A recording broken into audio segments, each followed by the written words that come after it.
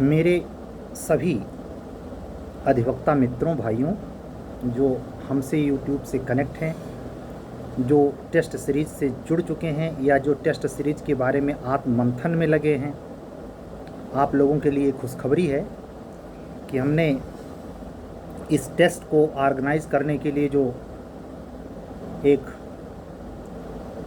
बाध्यताएं शर्तों की रखी हैं उसमें शिथिलता आई है। क्या शिथिलता आई है और ये हमें पहले टेस्ट को लेने के बाद अनुभव में आया है, तो उसको मैंने एग्जीक्यूट करने की सोची है। वो आपके फीस के संदर्भ में भी है, वो आपके प्रश्न उत्तर लिखने के शैली के संदर्भ में भी है। कई मामलों में आपको सुविधा और तरीके की पारदर्शिता नज़र आएगी। किसी भी फील्ड में जब आप प्रयोग करते हैं तो आप सामने वाले इंसिडेंट से भी सीखते हैं। जो कल रिजल्ट लगभग इसी टाइम आउट हुआ था, उसमें सारे बच्चों का जो अनुभव मिल रहा है, उस अनुभव से बहुत खुशी भी मिलती है कि परमात्मा ने हमसे उन लोगों से कनेक्शन मिलाया है जो बहुत ही दक्ष स्टूडेंट्स में हैं। अगर ऐसे बात बोलूं तो ये अतिशयोक्ति नहीं है कि 23 करोड़ की आबादी वाले अपने इस राज्य में अगर 500 सीट एपीओ की आए तो शायद बहुत सारे बच्चों का भाग्य जो किस्मत फूटी का तमगा लिए घूम रहे हैं, उनका ज़िंदगी संवर जाए। राजपत्रित अधिकारी एक गौरव से भरा पद प्रतिष्ठा का पद है। आप जो पुलिस रेगुलेशन में सर्किल इंस्पेक्टर पढ़ते हैं और पीसीएस अफसर में जो राजपत्रित अधिकारी पढ़ते हैं, सीओ साहब, जिसको जब विज्ञापन का रिजल्ट आता है पीसीएस का तो उसको डीवाईएसपी बोलते हैं। डीवाईएसपी जैसा अफसर, ज़िले का मुख्य हेड ऑफिसर एसपी, आपको सैल्यूट मारेगा। इसका मतलब भी है कि जुडिशरी के फील्ड से जुड़ा हुआ वह व्यक्ति है, सरकारी हैसियत में आप हैं, जिसकी लालसा बहुत सारे लोगों के मन में हो सकती है। थोड़ा और स्पष्ट शब्दों में कहूँ तो पीसीएस से डीवाईएसपी बनने वाला व्यक्ति अगर अथॉरिटी और पावर में तुलना करेगा तो फील्ड की अथॉरिटी तो डीवाईएसपी साहब की है, लेकिन डीवाईएसपी साहब खुद जिस मुकदमे की पैरवी के लिए जिसकी मातहत में सहायता लेते हैं या जिसके सहारे सरकार में अपनी जवाबदेही तय करते हैं कि हमने ये इन्वेस्टिगेशन कैसा किया, हमने एविडेंस कैसे लिया, हमारी ये गलती थी अथवा नहीं थी, हमको फला मामले में बेवजह फंसाया जा रहा है, आदि आदि। न्यायिक परिप्रेक्ष्य में जो कानूनी संगत बातें हैं वो यही सहायक अभियोजन अधिकारी है जो 3 साल या 3 साल से कम सज़ा वाले मैटर में या 7 साल या 7 साल से कम सज़ा वाले मैटर में प्रमोशन पाने पर और 3 साल से 3 साल से कम सज़ा पाने वाले मैटर में डायरेक्टली, जहां आपकी अपॉइंटमेंट मुरादाबाद में ट्रेनिंग करने के बाद डायरेक्ट फील्ड में होगी, जिला कचहरी में आप जूनियर डिवीज़न की अदालत में अकेले या डबल की संख्या में बैठ सकते हैं। तो ये पद ऐसे ही नहीं है। और इसमें खास करके वो बच्चे, मैं पिछला वीडियो भी इसी पर मैंने केंद्रित रखा था, तो आप जैसे टेस्ट सीरीज़ के संदर्भ में मैंने सीआरपीसी का फ्रीक्वेंस दे दिया था और सीआरपीसी का टेस्ट कंप्लीट हो गया। कल नहीं परसों आईपीसी का है और वो ओनली वन फर्स्ट चैप्टर से लेके 5 चैप्टर तक, उसमें आपके ज्ञान का परिकलन है। आपके बौद्धिक क्षमता, लेखन क्षमता, शुद्धता और व्यवहारिक क्षमता का भी एक परिकलन है, एक प्रकार से अनुष्ठान है, क्योंकि ऐसा नहीं है कि ये अंतिम है। इसमें आप सुधार कर सकते हैं, अपने को बदल सकते हैं और अपनी गलती को सुधार करके बेहतर हो सकते हैं। हम आज का ये जो वीडियो अपलोड कर रहे हैं उसमें हमारा एक और बताने का संदेश ये है कि इस आईपीसी का टेस्ट जो कल नहीं परसों होगा, ऐसे ही जब टेस्ट के लिए आप आएंगे तो 2 दिन का बीच में आपको मौका मिलेगा सेकंड टेस्ट के लिए जाने के लिए। ये 2.5 से पौने 3 महीने का पूरा प्रक्रिया है।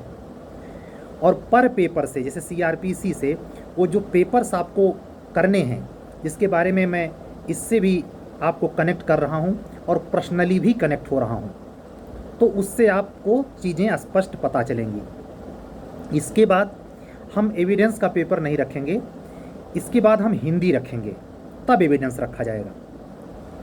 हिंदी पे काम करना ज़रूरी है और जीएसपी भी गंभीरता से काम करना जरूरी है। अगले हफ्ते में या ऐसे कहें 12 सितंबर के बाद ये सीक्वेंस हम जो 2 दिन का गैप दे रहे हैं घटा के 1 कर देंगे और आपकी रफ्तार बढ़वाएंगे।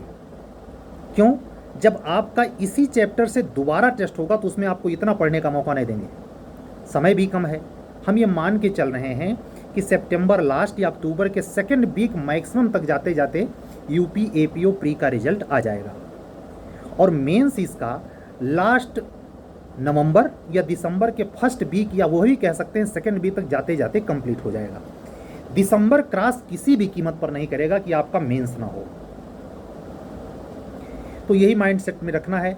और ये सीरीज जो भी बच्चे अभी ज्वाइन कर रहे हैं या रिजल्ट आउट करने के बाद ज्वाइन करेंगे, दोनों के हित के मद्देनज़र हम एक चीज़ और स्पष्ट करना चाहेंगे कि जो बच्चे अभी से जुड़ गए हैं उनको रिवीजन का ज़्यादा मौका मिलेगा, लेकिन बाद में आपके लिए एक जोखिम होगा। तो उस जोखिम से बचने के लिए हम ये इस वीडियो में आपको कुछ गाइडलाइन दे रहे हैं। गाइडलाइन क्या है? आपका नंबर जनरल होते हुए 103-100 के आसपास है। हो सकता है आपके तक कट ऑफ या 103 है और 2 नंबर से या कोई फिक्स नहीं है, हो सकता 3 आ ही जाए। तो उस स्थिति में आप करें क्या? प्रोसीजर अल्लाह खूब पढ़ें, मत पढ़ें हिंदी जीएस, सॉरी जीएस तो पढ़ें, हिंदी मत पढ़ें, क्योंकि हिंदी जीएस की वास्तव में एक प्रकार से देखा जाए उपयोगिता अब समान हो गई है, क्योंकि 2000 इस सेशन में जो न्यू वैकेंसी यूपीजे की आनी है उसमें हिंदी भी है। तो जो दूरदर्शी होगा वो तो सब पढ़ेगा, लेकिन हम ये चाहते हैं कि ये जो लॉ का पेपर इधर हम बिफोर जो बच्चे जुड़ गए हैं, जो फ्रेश हैं, जिनका होना तय है, जो मेंस लिखेंगे, उन बच्चों के लिए जो टेस्ट हो रहा है उसकी तैयारी आप भले नहीं दे रहे हैं हमको टेस्ट, लेकिन करते रहें। उसका फ़ायदा क्या होगा? जब उधर हम आपको टाइम ज़्यादा लेंगे, यानी आपको केवल 15 दिन पहले छोड़ेंगे और ये बच्चे कम से कम 25 दिन पाएंगे, 10 दिन इनको ज़्यादा मिलेगा, क्योंकि ये 10 दिन पहले 15 दिन पहले हमसे जुड़ रहे हैं। तो उसी के अनुसार मैं ये कहना चाह रहा हूँ कि आप खाली ना बैठें, कोई नंबर हो आपका। अरे भाई, आप ओवर एज अगर नहीं हैं तो कोई ना कोई वैकेंसी सामने लगी है, जीएस पढ़ें, खूब पढ़ें, ईमानदारी से पढ़ें। सोचें कि अब की बात जीएस में अंक हमारे क्यों कमाए, उसके स्रोत पर विचार करें। किस स्रोत से आप पढ़ते हैं? विज्ञान प्रौद्योगिकी का अध्ययन किस बुक से करते हैं? विचार करें। टाइम ऐसे जाया ना जाने दें सोने में, खाकर और ये बकवास करने में कि ओह कुछ और मेहनत कर लिए होते तो ऐसा हो जाता। भैया, जो हो गया वो कटेगा नहीं। और हाँ, बात संगत है तो ये भी साफ कर दूँ, ये जो आरक्षण का विवाद चल रहा है, खास करके हमारे जनरल क्लास के मित्र अधिवक्ता बंधु, इसके पचड़े में न पड़ें, मोह में न पड़ें। आपके पक्ष में भी बाई दबे फैसला आ जाए तो भी पचड़े में न पड़ें। अपने अध्ययन पे केंद्रित करें। जो लोग उसको लड़ रहे हैं, जो भी विधिक सुसंगति गति है वो जाने। जो रिजल्ट आएगा देखा जाएगा। अगर आप खुद से पता करने निकले कि माजरा क्या है, क्या वास्तव में न्याय अन्याय का विषय है, तो आप उस महत्वपूर्ण टाइम को खा जाएंगे, व्यय कर देंगे अनजाने में, जो आपको मेंस में अन्य से बेटर कर सकता है। हमारी बहनें भी इस बात पर ध्यान दें, जो अधिवक्ता बहनें हैं उनको ये ध्यान देना चाहिए। थोड़ा इमोशनल प्रवृत्ति ज़्यादा होती है, किसी ने कुछ कह दिया तो उसको दिल से ले लेना और उसके बारे में लंबे समय तक सोचते रहना। थोड़ा व्यवहारिक बनिए, मस्तिष्क से काम लीजिए। इसका काम लेने का मतलब ये नहीं चालाकी, इसका काम लेने का मतलब बुद्धिमानी। चालाकी और बुद्धिमानी में अंतर होता है। चालाकी, अगर आपका मस्तिष्क किसी के संदर्भ में, चाहे वो लड़का हो या लड़की, ये कह रहा है कि ये हमसे चालाकी करता है या ईर्ष्या करता है या हमारा बुरा सोचता है या हमारे बारे में कहीं किसी को से बुरा कह रहा था, सब सुन लीजिए और अपने दिमाग में बिल्कुल ठंडे रूप से उसको लीजिए। उसको गुरेरिए तरेरिए नहीं, उसको व्हाट्सएप पे ब्लॉक भी मत करिए, उसको कोई मैसेज भी मत करिए। इससे क्या सीखिए? पहला, ये कोई नीति परक नहीं, ये जो मैं बोल रहा हूं, इसका अगर 1% भी आपने अपने जीवन में उतारा तो बहुत लंबी दूरी तक तय करेंगे रास्ता। सफलता यही नहीं है कि पद प्राप्त कर लेना, सफलता यह है कि पहले व्यक्ति बनना, और वो इस कंपटीशन की मानक शर्त है। जैसे अपराध के जो 5 दायित्व हम पढ़ते हैं, उसमें एक एलिमेंट व्यक्ति है। अगर व्यक्ति ही नहीं तो क्या मृत आदमी का मर्डर होता है? मृत आदमी पर थोड़ा ऑफेंस होगा। आप सवाल कर सकते हैं डिफामेशन तो होता है, वो दूसरी बात है। लेकिन यहां पॉइंट ये देखिए ध्यान से कि अगर किसी के प्रति आपकी धारणा ऐसी है, कारण हो सकता है कठोर हो सकता है, लेकिन ठंडा रहना है, कोई प्रतिक्रिया देने से बचना है। और आप ये भी ध्यान दीजिएगा, जो जुबान से प्रतिक्रिया नहीं देते वो अपने बिहेवियर से, अपने हाव भाव से ऐसी प्रतिक्रिया दे देते हैं जो बोल देने से ज़्यादा गुनाह हो जाता है। इससे बेटर आप कुछ बोल के दे दें।